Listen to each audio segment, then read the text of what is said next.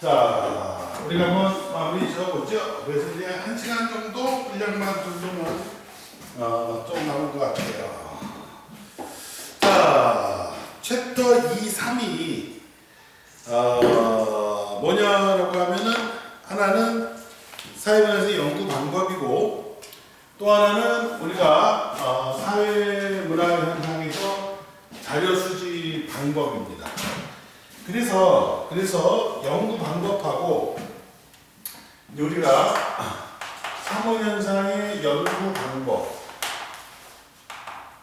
방법하고 자료 수집 방법이라고 해서 나오게 되는데 요 두 개가 하나로 연결해서 출제가 돼요. 조금 우리가 쉽게 출제가 되면은 여기서 하나가 출제가 되는 경우가 있고, 그러면은 오히려 문제 난이도가 쉬워지는 거예요. 근데 이걸 갖다 같이 엮어서 자료 분석 문제로 출제를 합니다. 근데 자료 분석 문제로 출제를 할 때 거의 90% 이상은 뭘 가지고 출제를 합니까? 거의 90% 이상은 실험법 가지고 출제해요. 실험법 가지고 출제를 하지 않잖아요? 그럼 출제할 건덕지가 없어. 질문지법 가지고 하겠지. 질문지법 뭐 하자는 거야? 질문지 던져주고, 그치? 조사하는 거고. 면접법을 출제하겠니? 면접법은 뭐 하자는 거야? 만나서 면접하자는 거고. 그 다음에 참여관찰을 같이 생활하면서 하는 게 참여관찰이거든. 그러니까 문제 출제의 건덕지가 실험법밖에 없어요. 그래서 실험법에 대한 문제가 기출문제 풀다 보면 대부분이 실험법에 관련된 문제가 90%입니다. 그럼 나머지 10%는 뭐냐? 연구 방법 따로 자료 수집 방법 따로 이렇게 출제되는 게 10%야. 근데 최근의 트렌드는 평가원에서 보고 다 트렌드 자료 분석 방법이에요. 제시이 깁니다. 길어서 끊어 있는데 내가 미리 안에 팁을 주면은 실험법을 전제로 해서 출발을 했구나 라는 것을 염두에 두고 접근하면 더 쉬워진다 이 말이에요. 물론 질문지법하고 하는 것도 뭐 면접법도 참여하고 하는 것도 있을 수 있으나 그런 눈에 딱 보여. 질문지, 면접 딱 보이거든. 그게 아니라고 한다면 90%가 실험법이다. 이렇게 보면 돼요. 자, 일단 연구 방법에 대해서 보게 되면 예전에는 연구 방법도 더럽게 디테일하게 출제했어요. 근데 그럴 필요가 뭐가 있겠느냐. 문제 유형이 바뀐 겁니다. 사문에서 양적 연구라고 하는 것 자체는 양적 연구는 양적이라고 하는 것은 첫 번째 양적이라고 하면 통계 처리를 하겠다라는 거다. 통계 처리. 계량화를 하겠다는 거다. 계량화. 그럼 통계 처리 계량화 하겠다라고 하는 것은 왜 통계 처리 계량화를 하겠다는 거냐? 라고 하게 되면 근본적인 이유는 양적 연구를 통해서 사회문화 현상에서도 법칙을 발견하겠다. 그 뜻이에요. 아까 전에 사회문화 현상이 법칙 발견이 불가능하다고 틀리다 그랬죠. 법칙 발견이 가능은 하지만은 자연현상보다는 법칙 발견이 어렵다, 곤란하다라는 얘기를 했지. 법칙 발견이 불가능하다는 얘기를 한 적은 없어요. 그러니까 결국 법칙을 발견하겠다. 왜 법칙 발견하려고 하느냐? 사문현상이라고 하는 것 자체도 사문현상도 자연현상과 크게 다르지 않다. 사문현상도 자연현상 법칙이 있고 다 법칙을 발견한다는 것은 이 얘기는 결국에 뭐냐? 법칙 발견이라고 하는 것은 결국에 인과관계를 규명하겠다. 원인과 결과의 관계를 규명하겠다. 우리 사문현상도 자연과학, 자연적 충분히 이룰 수 있다. 어떻게 이것이 가능한데? 라고 하니까, 어떻게 가능한데? 라고 하니까, 자연과학 연구에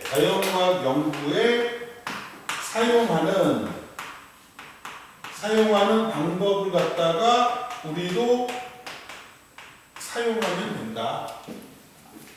다르지 않다는 건 결국 방법도 다르지 않다는 거예요. 방법도 다르지 않다라고 하는 거니까는 그래. 방법이 서로 다르지 않으니까는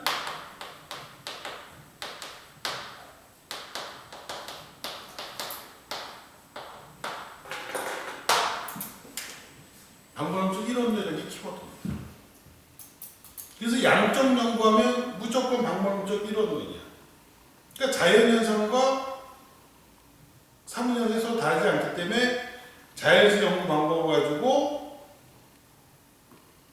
우리도 사무현상에도 적용할 수 있다. 그럼 원인과 인과관계를 규명하려고 하니 뭐가 필요하냐? 가설이 필요하다. 가설 나오면 무조건 양적 연구예요. 고민할 필요 없습니다. 가설이 나왔다면 무조건 양적 연구구나. 그러면 가설이 필요하면 가설은 그럼 어떻게 구성이 돼요? 가설은 어떻게 세워져야 되겠어요? 뭐의 원인과 결과가 있어야 되겠죠. 그렇죠? A이면 B가 된다라고 해서 이게 원인이 될 거고 그 원인에 따른 결과를 찾아내야 될 거야. 그렇죠? 그러면 우리 사문에서 이 원인을 갖다가 뭐라고 부릅니까? 라고 하면 원인을 독립변수 또는 독립변인이라고 얘기를 해요.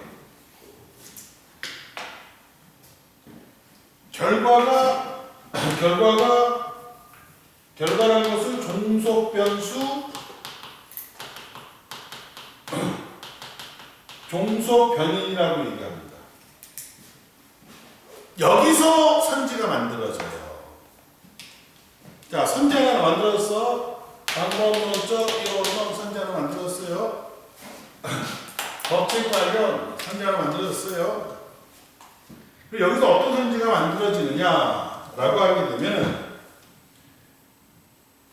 독립변수와 종속변수 찾기. 독립변수가 뭐고 종속변수가 뭐라는 걸 찾아라. 그래서 기억, 니은 해놓고 나서 니은은 이 연구에서의 종속변수에 해당된다. 독립변수에 해당된다. 요게 나와요. 자, 이것보다 난이도를 조금 높이게 되면은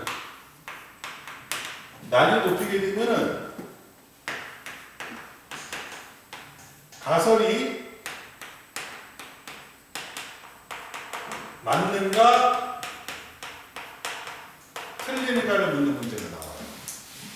선지에 이러이러한 가설을 세웠을 것이다. 이러이러한 가설을 세웠을 것이다. 라고 하면 그 가설이 맞는가 틀리는가를 찾아내라. 쭉 보여주고 나서 이런 가설을 세웠을 것이다. 그럼 그 가설이 반드시 뭐와 뭐로 구성되는 독립변수와 종속변수로 구성이 되게 된다는 거예요. 이 선지가 나오면 이 선지가 나오면 가장 난이도가 어려워져요. 근데 우리가 가설 때문에 이걸 무슨 연구 방법이라고 하느냐라고 하면 연역적 연구 방법이라고 얘기해요. 가설 때문에 연역적 연구 방법이라고 하면 교재에도 있어요. 가설 때문에 연역적 연구. 그래서 연역적 연구는 오로지 어디서만 사용합니까? 라고 하면 오로지 양적 연구에서만 사용합니다. 오로지 양적 연구에 사용하는 것이 연역적 연구다. 왜? 가설은 무슨 연구에 있다는 거예요? 양적 연구가 있는 거예요. 왜 가설이 양적 연구만 있을까요? 왜 가설이 양적 연구만 있을까요? 법칙 발견이 목적이니까. 그러니까 원인과 결과의 관계를 규명하니까 가설은 양적 연구에만 있는 거예요. 그래서 가설 나오면 무조건 양적 연구, 연역적 연구 나오면 무조건 양적 연구예요. 그러니까 자료가 제시가 되고 연역적 연구 방법을 사용하였다라고 말이 나오면은 연역적 연구 방법을 사용했다는 말이 그럼 뭘 사용했다? 가설을 설정했다 이 뜻이에요. 이해합니까? 무슨 말인지? 가설을 설정했다 이 뜻입니다. 자, 그리고 여기서 반드시 있어야 될 게 있어요. 뭐가 있습니까? 라고 하게 되면은요, 가설을 설정한 이후에 여기에 추상적 개념이 있는 경우가 있어요. 범위가 너무 넓어. 그리고 애매해. 추상적이야. 예를 들어서 생활 만족도, 행복감, 소득이 높을수록 행복감이 높을 것이다. 소득은 표현할 수 있잖아요. 얼마 이상 할 수 있잖아. 근데 행복감이 높을 것이다 하면 행복감은 되게 어떤 표현이에요? 추상적 표현이죠. 이 추상적 표현이 있으면, 추상적 개념이 있으면 통계 처리가 불가하거든. 근데 가설 설정한 다음에 가설 추상적 개념이라고 하는 것은 독립변수나 종속변수에서 추상적 개념이 있으면 안 된다 이 뜻이야. 그래야 인과관계를 명확히 밝혀낼 수 있으니까. 뭔 말인지 알죠? 근데 여기 추상적 개념에서 통계 처리가 안 돼. 조사할 수가 없어. 계량화가 안 돼. 그래서 뭘 하느냐라고 하면 개념의 조작적 정의가 필요하다. 개념의 조작적 정의가 필요하다. 개념의 조작적 정의가 필요하다라고 하는데 개념의 조작적 정의는 오로지 이것도 무엇에만 있느냐라고 양적 연구에만 있다. 질적 연구에는 개념의 조작적 정의가 없다. 작년에 정답률이 10%, 20%를 뚝 떨어졌었어요. 개념의 조작적 정의가 여기에만 있다는 게 아니라 반드시 이 개념의 주작적 정의라고 하는 것은 구체화시켜야 되는 거예요. 구체화시키는 겁니다. 이 구체화라고 하는 것 자체는 동일 반복이 아니야. 동일 반복이 아니라 내가 어떻게 측정을 하겠다라고 하는 것을 분명히 밝혀줘야 됩니다. 이거 다시해서 구체화시키라고 하는 것은 무엇을 측정할 것인가를, 무엇을 측정할 것을 반드시 밝혀야만 개념의 주학정의가 제대로 됐다는 뜻이에요. 측정한 것을 제대로 밝히지 않으면 개념의 주학정의가 아닙니다. 이것도 난이도 높은 거예요. 다시 말해서 이 얘기를 무슨 말인가라고 하냐면 이러한 것을 이렇게 개념 주작정을 했다라고 문제가 나오거든요. 근데 거기에 반드시 무엇을 측정하겠다라고 했는가를 이걸 찾아내야 돼요. 만약 무엇을 측정했다라는 것이 없다면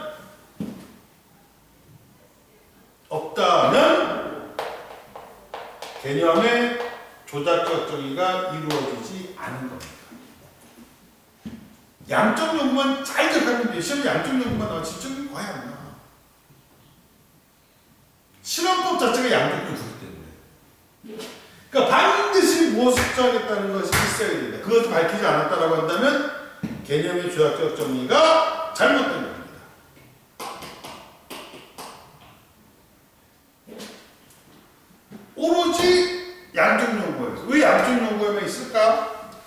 왜 있을까? 가설을 설정했는데 독립변수나 종속변수 중에 추상적 개념이 있기 때문에. 그쵸? 독립변수와 종속변수 추상적 개념이 있기 때문에. 그러니까 가설에만 독립변수와 종속변수가 있잖아. 근데 가설은 어디만 있다고 했어요? 양적 연구에. 그러니까 개념의 조작 특정이 반드시 어디에 있을 수밖에 없어? 양적 연구에만 있을 수밖에 없다는 거죠. 이해하세요? 무슨 말이죠? 자, 여기까지 이제 마지막 문제가 나오게 되는데, 법칙 발견이라고 해서 목적이 법칙 발견이야. 자, 목적이라고 하는 것 자체가 왜 양적 연구를 하냐 했더니 양적 연구의 목적은 법칙 발견이다. 그리고 이 법칙 발견이다라는 이 말은 똑같은 말로는요, 연구 결과를 갖다가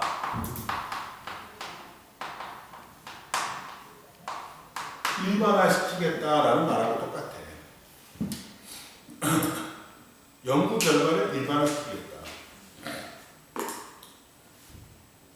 자, 얘들 생각해보라는데 통계 처리한다고 했어. 통계 처리할 때 전수조사가 가능할까? 불가능해요. 그러니까 이 법칙을 발견하는 데 있어서 반드시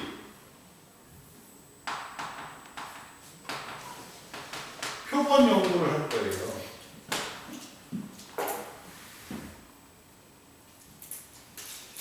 그래, 표본 연구를 할 때 표본이라고 하는 것 자체는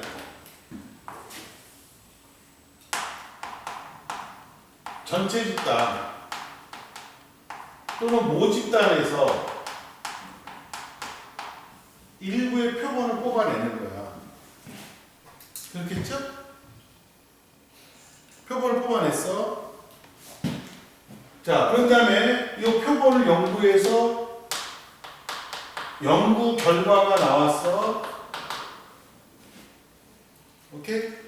연구 결과를 여기에 적용하는 것이 일반화야. 표본을 가지고 전체 집단에 적용하는 것을 일반화라고 얘기해요. 그리고 이 일반화가 방금 얘기한 대로 하나의 법칙을 발견하는 것이다 라는 표현을 쓰는 거야. 그러면은 이게 가능하려고 하면은 반드시 표본의 대표성이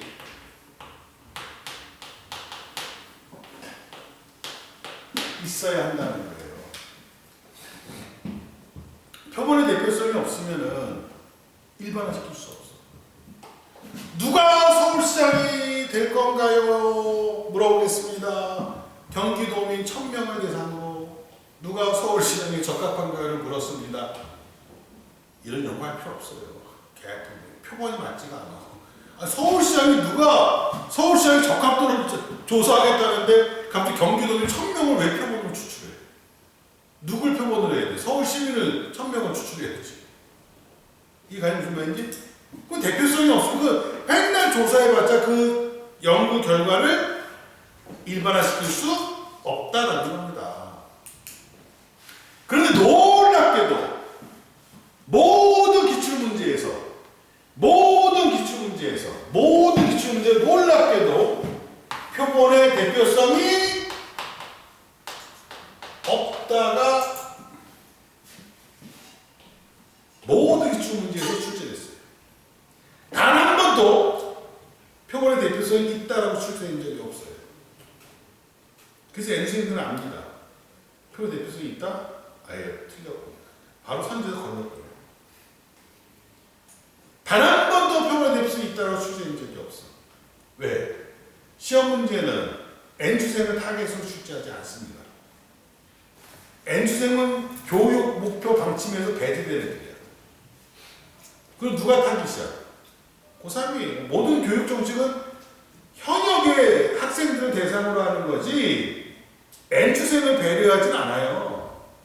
다만 N주생이 적응 능력이 높아서 한번 실패하다 보니까 적응 능력이 높아서 다시 도전하면서 적응 능력이 빠른 것 뿐이지 모든 조직은 고3이 타겟이야. 고3이 타겟이기 때문에 N주생들은 야 표본의 대표성이 없다가 100% 출제해서 선생님들도 이렇게 말씀하셔서 표본의 대표성이 있는 문제 단 한 번도 출제된 적이 없어. 알고 있지만 고3들은 당하거든. 그래서 표본의 대표성이 없다. 뻔한 문제인데도 표본의 대표성이 없다가 100% 나옵니다. 이 기조는 이어갈 거라고 봐요. 표본의 대표성이 없으면 결국에는 연구 결과를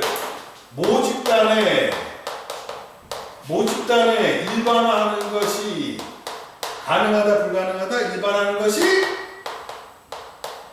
불가능하다. 모든 기출문제 선지에 저렇게 나옵니다. 일반화하는 것이 가능하다면 틀린 선지, 불가능하다면 맞는 선지, 표본의 대표성이 있다면 틀린 선지, 표본의 대표성이 없다라고 하면 맞는 선지. 희한하죠? 뒤에 평가 문제 풀어보시 기출문제. 그런데 왜 그럼 이렇게 출제를 하면 이것 때문에 그래. 봐봐. 케이스를 한번 해볼게. 청소년의 연구를 하고 싶어. 뭔가 연구하고 싶어. 근데 표본을 예를 들어서 전국에 중고등학생 1000명을 표본으로 뽑았어. 대표성이 있느냐? 없다는 거야. 아니 전국의 청소년들의 의견을 묻겠다고 했잖아요. 근데 중고등학생 1000명 뽑은 숫자가 적어서 그런 거야. 숫자를 중시하지 않아요. 수능 문제에서 숫자를 중시하지 않습니다. 뭐가 틀렸느냐? 학교 안 다니는 청소년도 있잖아. 왜 중고등학생들의 의견이 전국 청소년들의 의견이라고 생각해? 그렇죠? 그러면 전국 청소년 의견을 묻겠다고 했으면 중고등학생을 묻는 게 아니라 전국에 청소년 1000명을 표본을 뽑았어야지. 이런 거예요, 바로. 그러니까 내가 뭘 연구하겠다면 이게 모집단이야. 그럼 여기랑 표현이 동일해야 돼요. 표현이 동일해야만 대표성이 있는 거야. 근데 그렇게 옆에 적어놨어. 표현이 동일해야만 대표성이 있고 표현이 동일하지 않다라고 한다면 대표성이 없는 거야. 교재글에 내가 아직 적어놨어. 그렇죠? 그래서 만약에 이렇게 해봐요. 전국 청소년을 조사하겠다고 얘기를 했어. 그 얘네가 모집단이야. 근데 땡땡시 청소년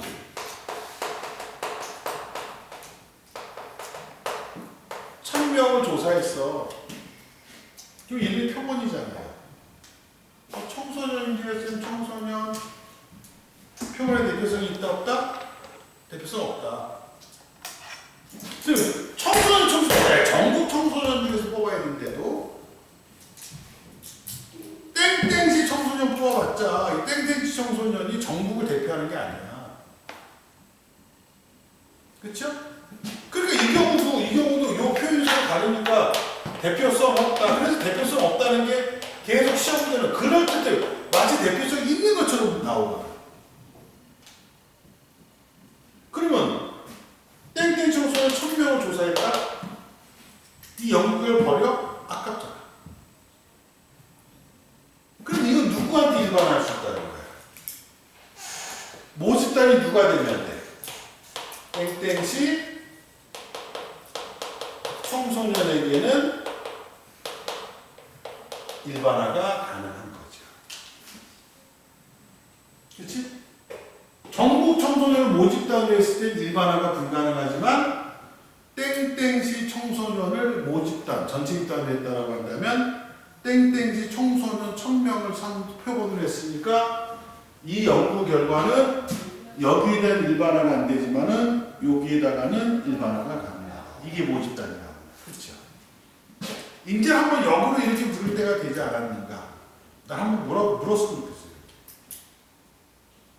나는 내가 수업을 할 거예요. 다른 인간들도 이런 수업을 안 하셔요.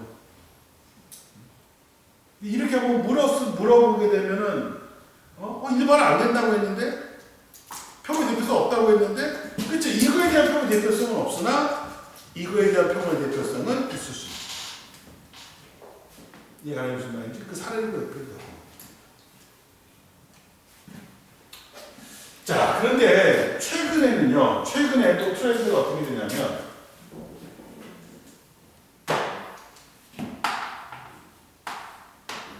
최근의 트렌드는 표본하게 되면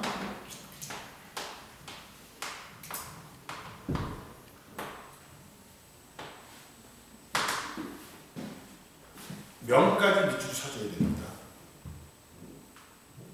명까지 밑줄을 쳐줘야 돼요. 자,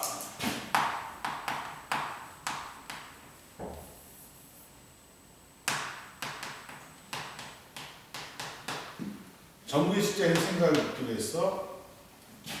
그래서 땡땡시 직장인 남녀 각각 500명씩을 조사했다. 그럼 여기다 밑줄을 딱 쳐놓고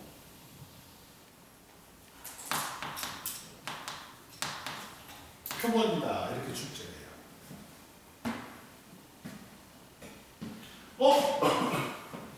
전국 직장인이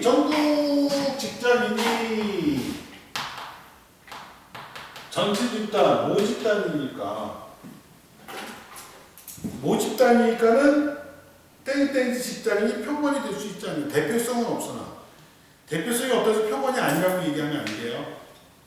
표본이긴 한데 다만 뭐가 없다는 거예요. 대표성이 없다는 것 뿐이지. 표본이 아니다라는 건 없어. 절대로. 표본이긴 한데 대표성이 없다는 거야. 근데 이거는 표본이 아니야. 왜 표본이 아닐까요? 최근 문제 트렌드가 있어요. 명까지 밑줄 쳐줘야 됩니다. 땡땡시 직장인 어디까지 밑줄 쳐줘야 되냐?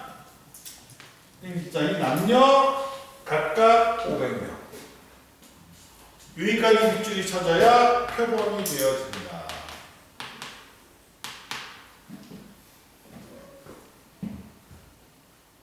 표본이 되어집니다.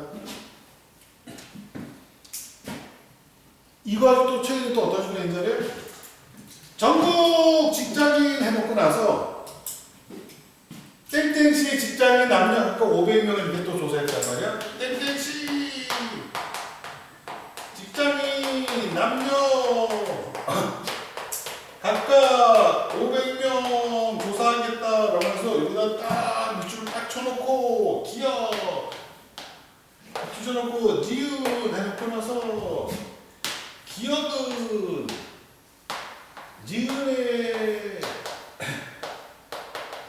모집단이다. 또 이렇게 하던가. 기억은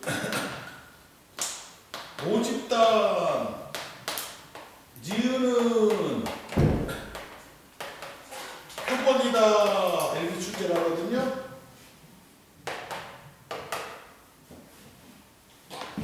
둘 다 X입니다. 그래서 왜 둘 다 X가 됩니까? 둘 다 X가 왜 됩니까? 간단해요. 이게 모집단이에요. 전국 시장이 조사하기 때문에 전국 시장이 모집단이야. 근데 순간 시작하게 만드는 거야. 아니 이걸 한꺼번에 묶어서 이게 뭐라고? 표본이라고. 땡지 직장인 남녀 각각 500명이 표본이라고. 표본을 줄로 쪼개가지고 속이는 거라고. 그래서 모집단은 대부분 어디 나오는지 제일 첫 줄에 나와요. 첫 줄에. 이런 연구하기를 하였다라고 해서 제일 첫 줄에 모집단